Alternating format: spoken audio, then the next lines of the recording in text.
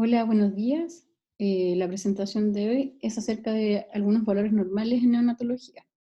Ya, yo quise colocar acá los más frecuentes que utilizamos en la unidad.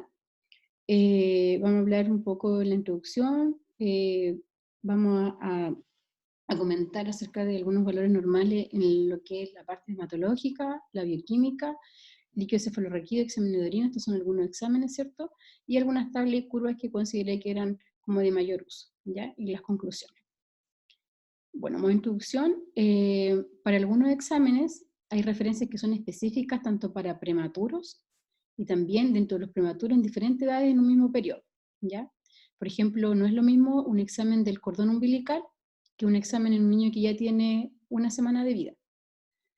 Los valores descritos corresponden a recién nacidos que son sanos, ¿ya? Y son de referencia, por lo tanto, siempre hay que ajustarlos a cada paciente. Ahora, cuando un laboratorio tiene un resultado que es anormal, hay que considerar lo siguiente. El resultado del examen se correlaciona con los signos clínicos, siempre uno tiene que evaluar la clínica, porque a veces tratamos exámenes y no tratamos al paciente en su todo. Entonces siempre hay que evaluar si el examen se correlaciona con todos los signos, síntomas, con la evolución clínica del paciente. También hay que preguntarse, ¿la muestra fue tomada en condiciones óptimas y en la situación apropiada? Porque a veces hay exámenes que, por ejemplo, necesitan ligar el brazo, otros exámenes no necesitan ligar el brazo, como el amonio, ¿ya? Y si tenemos un examen errado, ¿ya? Podemos estar pensando que si el amonio está alterado, por ejemplo, estamos frente a una enfermedad metabólica, que es una enfermedad que igual es grave. Entonces, igual hay que tener mucho cuidado esta situación. ¿La muestra se procesó con los tiempos adecuados? Claro, porque a veces, ¿qué pasa? Que se toman los exámenes, se dejan en un cooler, por ejemplo, y se esperan otros exámenes de otros pacientes para llevarlos todos juntos al laboratorio, y hay muestras que tienen que estar a una temperatura adecuada, y hay otros exámenes que se tienen que procesar rápido.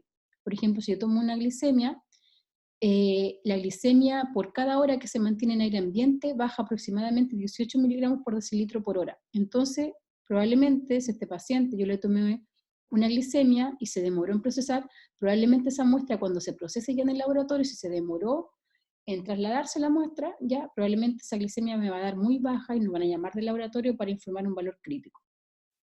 Lo otro, ¿existe la posibilidad de un error de laboratorio? Ojo con esto, porque a veces también puede haber una confusión o un cruzamiento de muestras, ¿ya? Nosotros una vez tuvimos la mala experiencia de que un bebé se hospitalizó con una sospecha de una sepsis neonatal, una PCR en 100 que es bastante alta, es muy alta. Con esa PCR hay que hacer punción lumbar, hay que hacer de todo, y bastante invasiva. Y la verdad, lo hospitalizamos al bebé, se le tomaron todos los exámenes, 2 hemocultivos, exámenes de sangre, se le hizo una punción lumbar, ¿ya?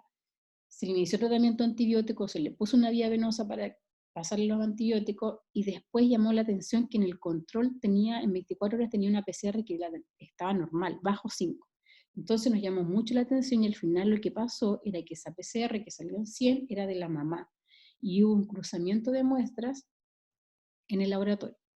Entonces, hay que ser bastante acuiciosos con el enfrentamiento de estos valores, ¿ya? Y uno de esos es correlacionarlo con la clínica, porque una PCR en 100 es un niño que de verdad debe estar muy mal.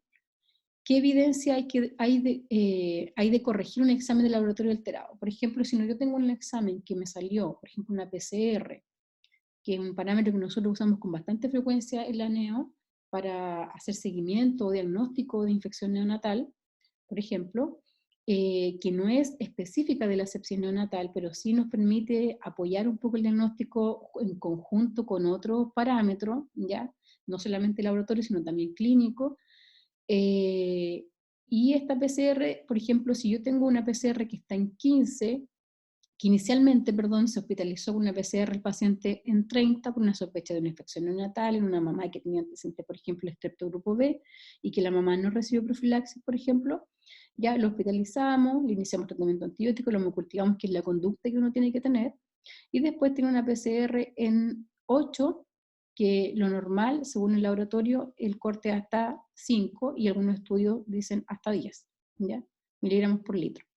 Pero por ejemplo 8, ya, Ya si un niño tiene los hemocultivos negativos, si clínicamente está bien, nunca tuvo ninguna clínica, ningún síntoma, fue solo como por precaución por los antecedentes, y la PCR le bajó y todo lo demás está normal, y la PCR solo la mantiene en 8, los otros parámetros inflamatorios están normales, no tiene sentido, no tiene ninguna evidencia, si ya tiene 48 de tratamiento, dejarle 5 días.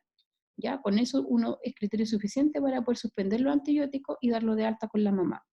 Ya, porque mientras más tratamiento antibiótico uno tiene en un paciente, es una vía venosa que una puerta de entrada, porque tiene que haber una vía venosa, ¿cierto?, permeable por esos días que va a recibir tratamiento antibiótico, porque no lo vamos a estar pinchando todos los días para pasar el medicamento que se pasa cada 12 horas.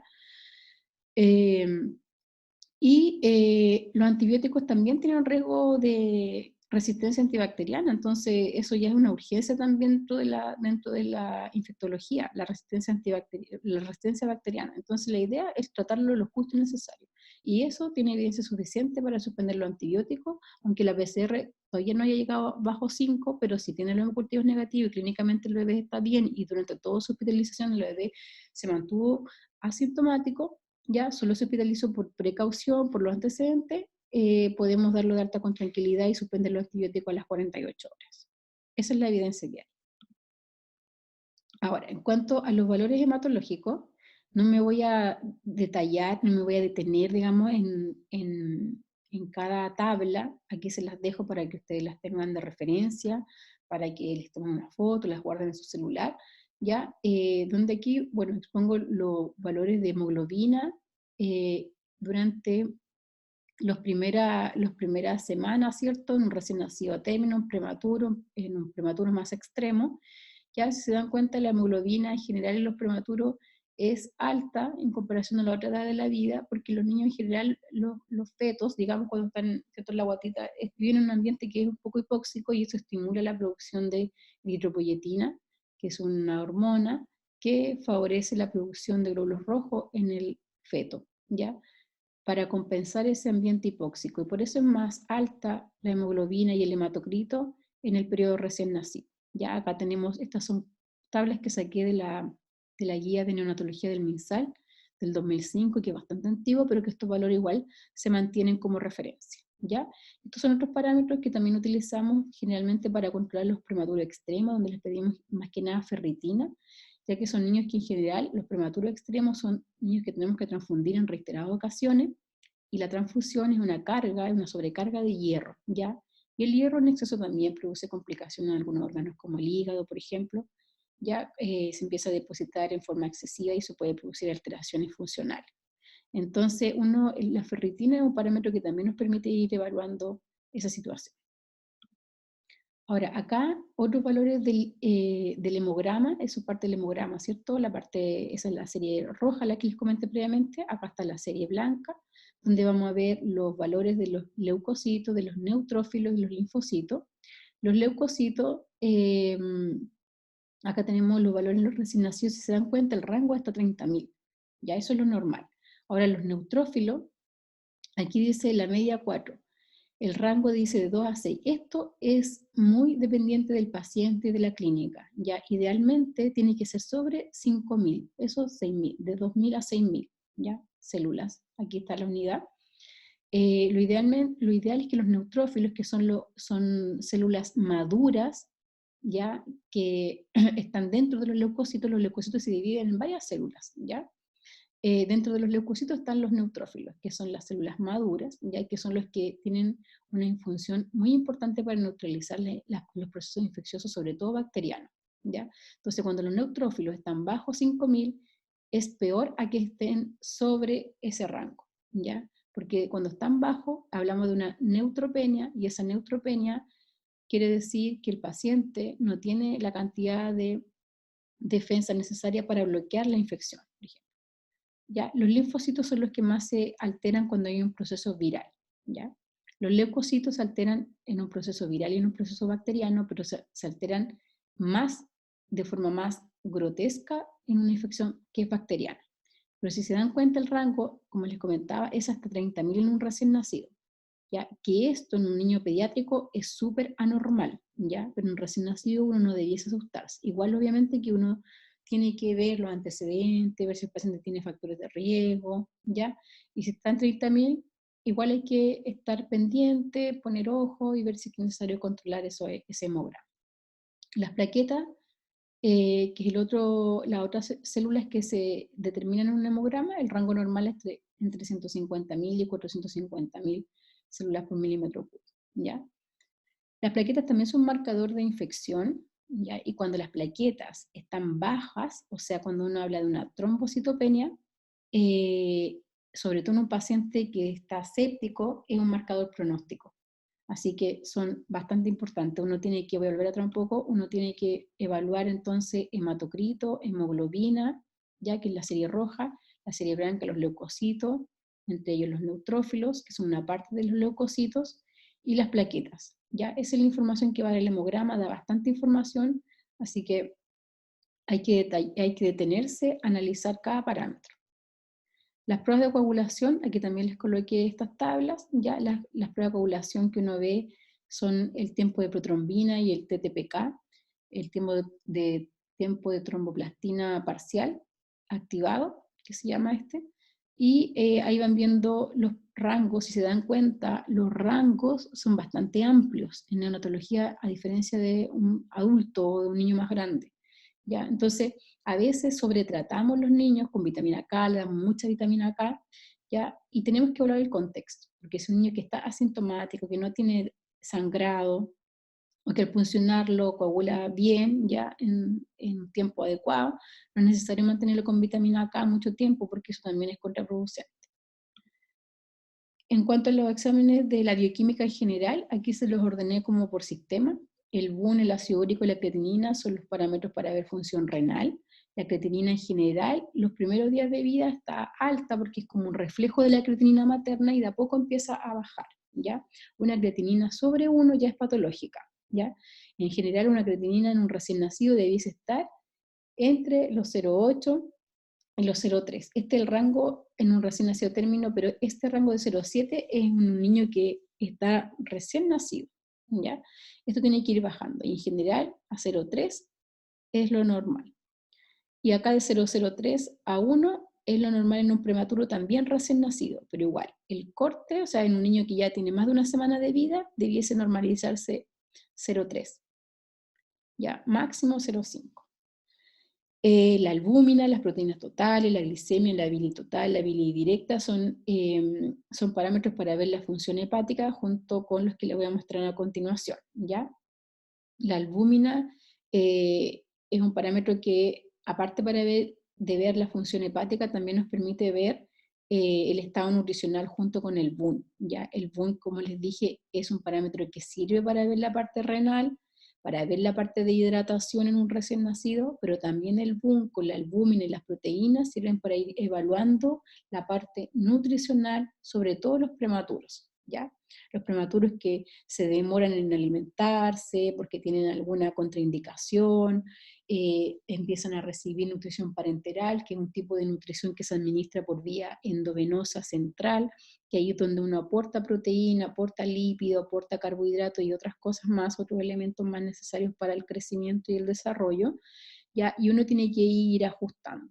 Y las proteínas son importantes, ¿cierto? Porque son el sustrato de toda la maquinaria celular. La glicemia también es un parámetro metabólico, ¿cierto? Que evaluamos en todos los recién nacidos, el rango normal, ya en un niño más de una semana, después de las 72 horas de vida, debiese ser sobre 50, 73, 50 igual es limitón. ¿Por qué le puse 50? Porque en general un recién nacido hasta las 72 horas de vida se le puede tolerar hasta 50, de 45 a 50, ¿ya? Pero después debiese ser sobre 60, ¿ya? Mantenerse en este rango. La bilirrubina total, aquí están los valores. El de cordón, acuérdense que la bilirrubina que pedimos de cordón es a los niños que tienen incompatibilidad RH, sobre todo si las madres están sensibilizadas, ¿ya? Y con esto vamos determinando si el paciente va a requerir hospitalización o no. La bilirrubina directa es un parámetro que nos permite evaluar colestasia, o sea, obstrucción a nivel del hígado y de todos los conductos biliares, ¿cierto? Que son los encargados de eliminar los desechos como hepáticos hacia el intestino. Cuando hay una obstrucción ahí, esta bilirrubina directa es la que empieza a aumentar. ya obstrucciones como, por ejemplo, la atresia de vías biliares, que es una urgencia quirúrgica, o el quiste del colérico. Aquí hay otros parámetros de la bioquímica, la fosfatasa alcalina, la GOT, GPT, GGT. Estos son parámetros también para ver función hepática, pero también nos permiten evaluar otras cosas. Por ejemplo, las transaminasas, la GOT y la GPT nos permiten también evaluar enfermedades neuromusculares, enfermedades neurológicas que son del sistema nervioso periférico, ¿ya? La fosfatasa alcalina, que también nos sirven para ver función hepática, pero a su vez se usan para otra cosa, que es para buscar la enfermedad metabólica ósea prematuro, ¿ya? Que la enfermedad metabólica ósea prematuro es cuando hay un déficit, ¿ya? De algunos nutrientes como el fósforo, el calcio en el periodo recién nacido porque no se aportó en la cantidad suficiente en un prematuro y que también es necesario para toda la función celular. Entonces, las fosfatasas alcalinas son marcadores que se empiezan a alterar cuando hay un compromiso, no solamente hepático, sino también cuando hay un compromiso óseo. ¿Ya? Y el compromiso óseo se empieza a producir en los prematuros en general como a la tercera semana de vida por una alteración, por una disminución de estos aportes de calcio y fósforo, ¿ya? Que al estar disminuido estos aportes, el hueso que tiene una cantidad de calcio y fósforo que se almacenó en el periodo fetal, entonces como el recién nacido va a necesitar estos minerales, el hueso los empieza a liberar para dárselo al organismo porque nosotros no le estamos aportando la cantidad suficiente.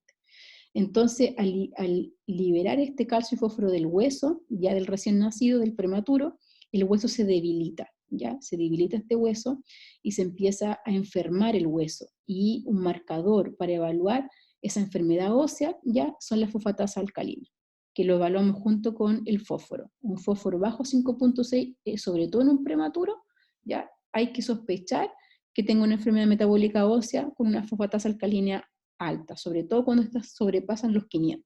Y estos son los niños que tienen riesgo de fracturarse al momento de uno tocarlos, ya incluso para colocar una vía y todo, son niños que se pueden fracturar. Entonces, eso hay que vigilarlo. ¿Ven? Se dan cuenta, no es solo para buscar enfermedad hepática, sino también para buscar enfermedad metabólica ósea del prematuro. Y aquí están todos estos otros también parámetros que uno busca, que son minerales y los electrolitos plasmáticos. El amonio y el láctico son valores que nos ayudan a orientar si estamos frente a una enfermedad metabólica, ¿ya? Y el láctico también nos sirve para otra cosa, ¿ya? Cuando nosotros tenemos un niño que tiene una infección, que tiene una sepsis, o que tiene, por ejemplo, una cardiopatía importante que está comprometiendo todo el flujo a nivel sistémico, ¿ya? Las células se ven privadas de alguna forma por toda esta desregulación, por todo este desequilibrio que ocurre en el sistema, las células se ven privadas de oxígeno, ¿ya? Entonces, en ellas se transforma su metabolismo, que inicialmente es aeróbico porque usan oxígeno, y como después este oxígeno se empieza a, a restringir por todo este proceso de enfermedad, empiezan a utilizar un metabolismo que se llama metabolismo anaeróbico. Entonces ahí empiezan a utilizar otro sustrato, porque como no hay oxígeno, empiezan a utilizar otros sustratos, y entre esos sustratos están los ácidos. Y el ácido láctico es uno de los ácidos que se liberan durante todo este proceso metabólico que utiliza la célula. Entonces cuando el láctico está alto, ya esto nos sugiere de que algo está pasando en nuestro organismo, que tenemos que poner ojo, que tenemos que trabajar rápido, intervenir rápido, porque el paciente se nos va a complicar y puede evolucionar una falla multiorgánica.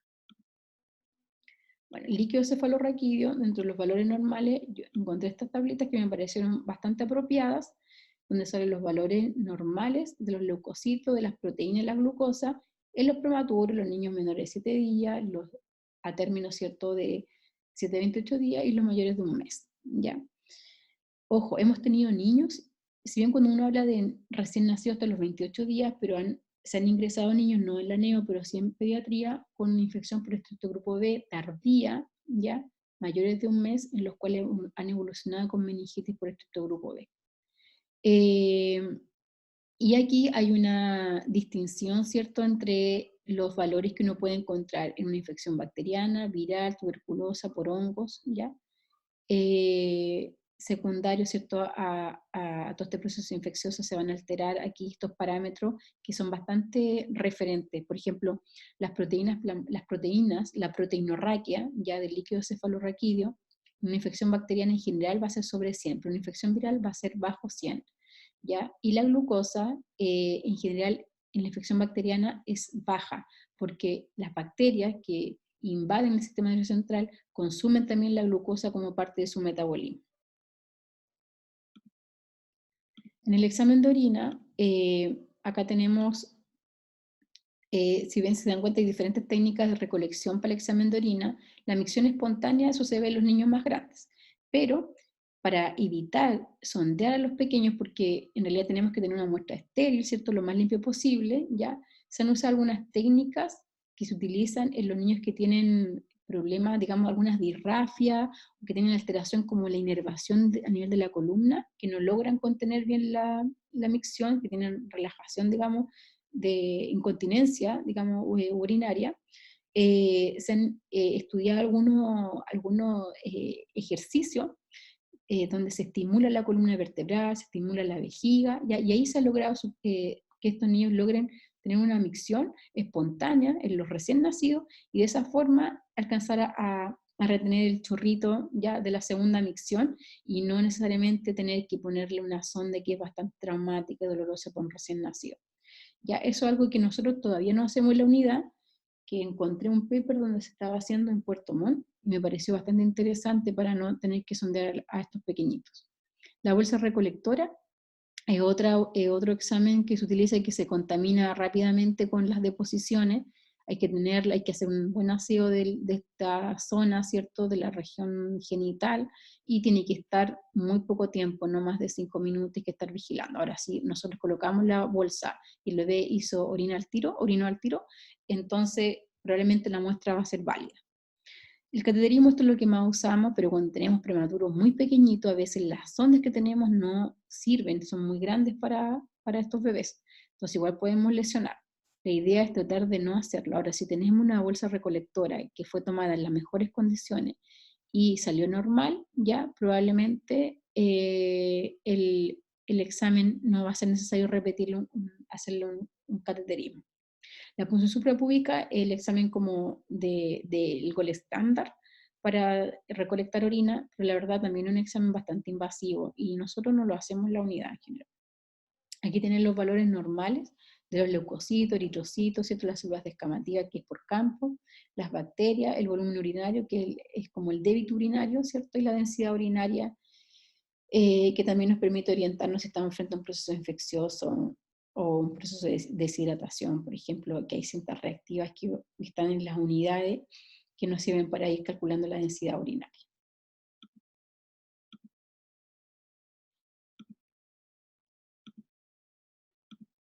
Ahí, perdón. Ya.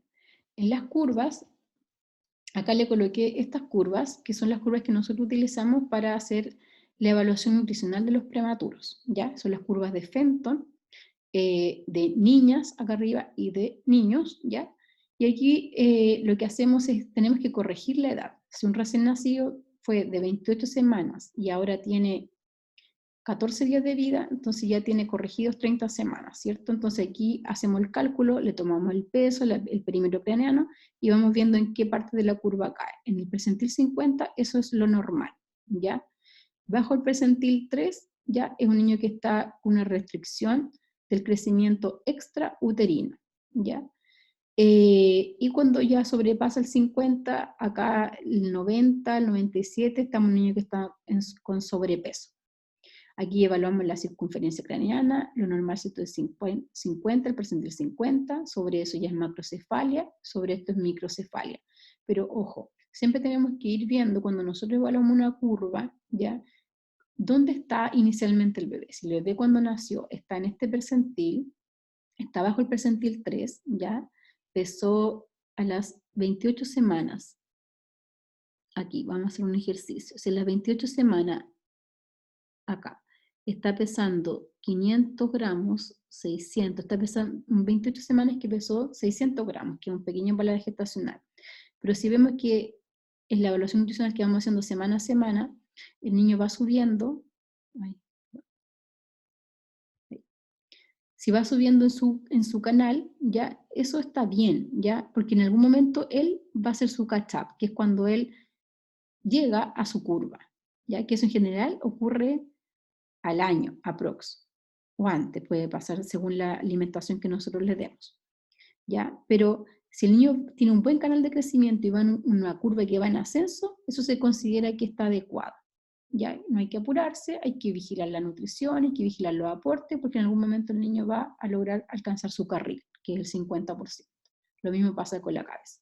Si el niño que es pequeño para la gestacional va a tener una microcefalia, que en realidad no es una microcefalia, sino que es constitucionalmente más pequeño, ¿ya? Y de talla va a ser más pequeño, o sea, es un niño que en general puede ser armónico, ¿ya? Pero lo que tenemos que vigilar acá es que se mantenga siempre en su canal de crecimiento. Si el niño se estanca, ya ahí estamos mal, entonces tenemos que intervenir, tenemos que hacer, revisar bien la fórmula, o revisar bien la lactancia, revisar bien si es que el bebé necesita fortificaciones, ya que son suplementos a la leche para aportar proteína, carbohidratos necesarios para que el bebé vaya alcanzando su curva, ¿ya? Pero estas son las curvas que usamos en general, las usamos hasta las 44 semanas de edad gestacional corregida, ya en general nuestros prematuros están en la unidad hasta las 44 semanas, de ahí pasan a la unidad de pediatría, ¿ya? Pero aquí los usamos hasta esta edad gestacional. Estas son las que usamos en la unidad de neonatología.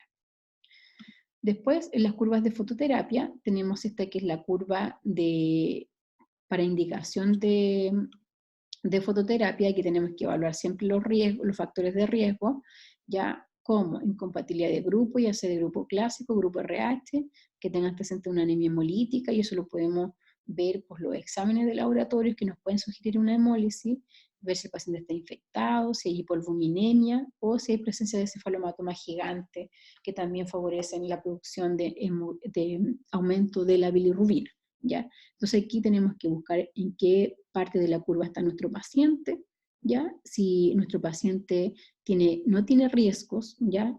No tiene factores de riesgo, pero es de 38 semanas y se ve bastante bien, entonces cae en la curva de acá, de más arriba. Entonces si el niño tiene una bilirrubina total, ¿ya?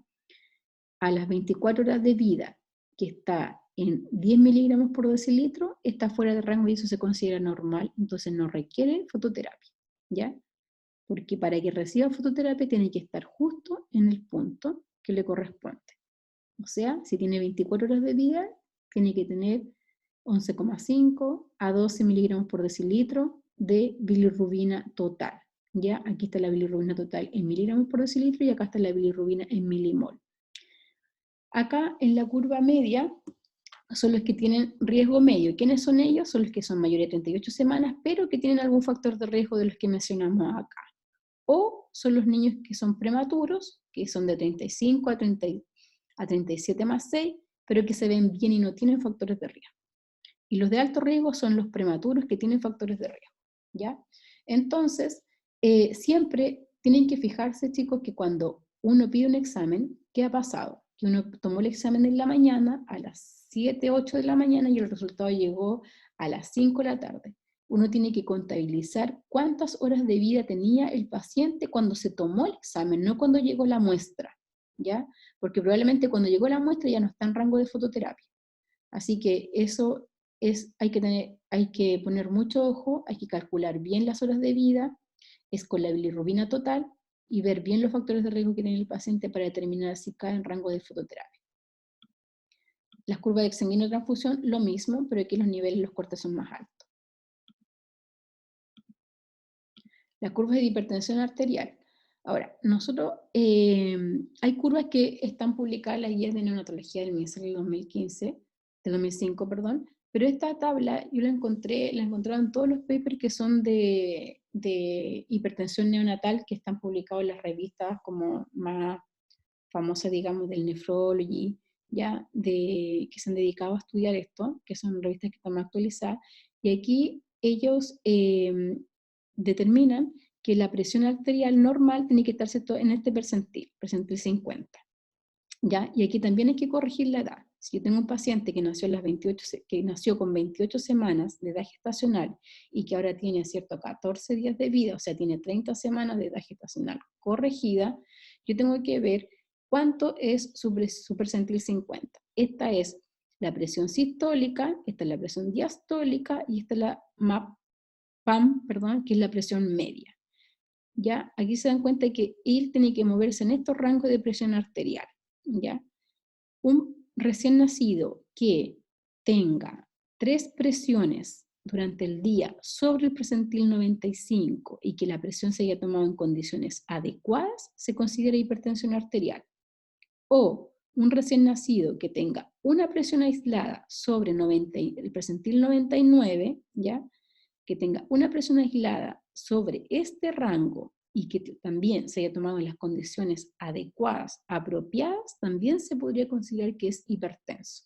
Sobre todo, ojo, en los prematuros, extremos, que han estado sometidos a intervenciones, a tratamientos nefrotóxicos, ¿ya? Alguna cirugía, ducto arterioso que también puede complicar la parte renal y producir una hipertensión de origen renal. La mayoría de las hipertensiones en los recién nacidos son de origen renal. Hay que poner ojo. Y esta otra curva, que también se ha publicado en estos mismos estudios, ya que aquí también mide, esta es la tensión arterial sistólica y la tensión arterial diastólica, esta es la media, ya donde están los puntitos negros, y aquí es por semanas, ya, y ahí lo pueden ir evaluando también. A mí me gusta más esta, ya la encuentro que es más fácil de visualizar los números. Bueno, en conclusión, es importante tener en cuenta, ¿cierto?, que los valores normales en la población neonatal son una extrapolación de la población pediátrica y a veces también de los adultos. Los rangos, los intervalos de referencia que aparecen en los laboratorios son de adultos, no son de recién nacidos, así que, ojo, uno tiene que conocer bien estos valores para hacer una interpretación, y ¿cierto?, y correlacionarlo con la clínica, ¿ya? Considerar todas las especificaciones que mencionamos previamente con relación a la muestra, al momento del examen, ¿ya? Si se trasladó en el momento adecuado, si se tomó en las condiciones óptimas, ¿ya? ¿Qué hay de evidencia con tratar o no tratar según los resultados de exámenes? En los recién nacidos donde menos hay estudios, ¿ya? La mayoría de los estudios primero empiezan en animales, después en adultos, después en niños, ¿ya? En general en recién nacidos son extrapolaciones. Los valores siempre entonces importante ajustar a cada paciente. Esto no es una receta de cocina, uno no puede tratar exámenes, uno tiene que tratar al paciente en su todo, ¿ya? Teniendo en cuenta siempre el contexto clínico. ¿Alguna pregunta, comentario? Y me lo hacen llegar y muchas gracias por su atención.